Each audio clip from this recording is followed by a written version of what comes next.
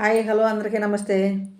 రాత్రి అంబడ రాంబాబు గారి ఇంటి మీద జనాలు పడిపోయి గుంపులు గుంపులుగా పడిపోయి కారుని ధ్వంసం చేసి కారుని ఇంటిని ఫర్నిచర్ని అంతా ధ్వంసం చేసేసి చాలా హింసాత్మకమైన చర్యలకి పాల్పడ్డారు.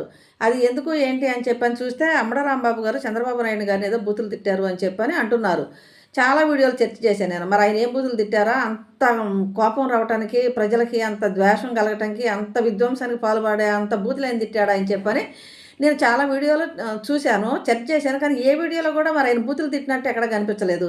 ఆయన కూడా ప్రెస్ మీట్ పెట్టి నేను ఆయన్నేం బూతులు తిట్టలేదు, నేను బూతులు చంద్రబాబు నాయుడు గారిని ఒక మాట కూడా అనలేదు, మీరు కావాలంటే నన్ను అరెస్ట్ చేసుకొని నేను లోపల ఉంటానని చెప్పి ఆయన అంటున్నారు. వాళ్ళ ఆవిడ కూడా ఏదో మోషన్ పిటిషన్ మాకు ప్రొటెక్షన్ కావాలని చెప్పి ఆవిడ కూడా హైకోర్టులో నిన్న సాయంత్రం ఫైల్ చేసినట్టుంది. ఇప్పుడు కాదండి, బూతులు తిట్టడం అంటే ఏ పార్టీలో వాళ్ళు ఏ పార్టీలో బూతులు తిట్టినా తప్పే. అదే అంబడే రాంబాబు గారు తిట్టినా తప్పే, మరి ఇంకొక పార్టీ వాళ్ళు తిట్టినా తప్పే, ఎవరు తిట్టినా బూతులు తిట్టడం తప్పే. ఇప్పుడు బూతులు తిట్టుకోవడం అనేది రాజకీయ పార్టీలో పరిపాటి అయిపోయింది. పర్సనల్స్ని కూడా మాట్లాడుకుంటున్నారు. అది ఎవరు చేసినా తప్పే. కుటుంబాలను బయటికి లాగటం అనేది ఎవరు హర్షించదగ్గ విషయం కాదు. సరే, ఇప్పుడు ఇంత విధ్వంసం జరుగుతూ ఉంటే సెంట్రల్ గవర్నమెంట్ ఏం చేస్తుంది? సెంట్రల్ గవర్నమెంట్ నోటీస్కి వెళ్లకుండా అయితే ఉండదు కదా. అంటే కేవలం ఇది ప్రతిపక్ష పార్టీ వాళ్ళదే కాబట్టి, వైఎస్ఆర్సీపీ ప్రతిపక్ష పార్టీలో ఉంది కాబట్టి, అంబడ రాంబాబు గారు ప్రతిపక్ష పార్టీలో వ్యక్తి కాబట్టి అతనికి ప్రొటెక్షన్ ఇవ్వట్లేదా? ఇప్పుడు హోంమంత్రి అనిత గారు ఉన్నారు కదా, మరి ఆమెను కూడా ఈ హింసాత్మకమైన చర్యలకు అడ్డుకట్టు రక్షణ కల్పించాల్సిన అవసరం ఉంది కదా. ఇప్పుడు శాంతి భద్రతలను కాపాడాల్సిన అవసరం హోంమంత్రి అనిత గారికి ఉంది, సెంట్రల్ గవర్నమెంట్ కూడా ఉంది కదండి. ఇప్పుడు ప్రతిపక్ష పార్టీలో ఉన్నారు అని చెప్పి మీరు నిన్నకంటూ ఉంటే రేపొద్దున వీళ్ళే అధికారంలోకి వస్తారు. అప్పుడు అధికారంలో ఉన్నవాళ్ళు ప్రతిపక్షం అవుతారు. మళ్ళీ అప్పుడు వీళ్ళు కూడా అదే చేస్తారు కదా. మనం ఏది చేస్తే మనకు కూడా అదే ఇస్తారు కదా, గిఫ్ట్ అదే ఇస్తారు, రిటర్న్ గిఫ్ట్ అదే వస్తుంది కదా.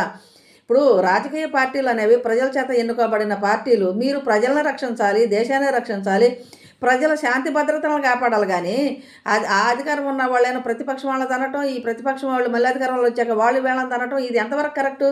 మిమ్మల్ని ఎన్నుకున్నది, మీకు ఓట్లేసి గెలిపించింది, రాష్ట్రాలని దేశాలని వల్లకాడు చేసి ఇలా తన్నుకొని ప్రజలకి మధ్య నిప్పు పెట్టి మీరు హాయిగా రాజకీయ లబ్ధి పొందుతూ మీరు రాజకీయ పదాలని మీ అధికార దాహాన్ని తీర్చుకోవటానిక?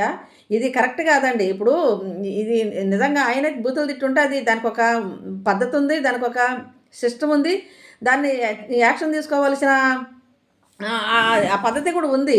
అంతేగాని ఇలా నిర్ధ్వంసంగా ఇప్పుడు ఈ జనాలందరూ నిజంగా వాళ్ళకి వ్యక్తిగతంగా అంబటి రాంబాబు మీద ఏం కోపం ఉంటుంది?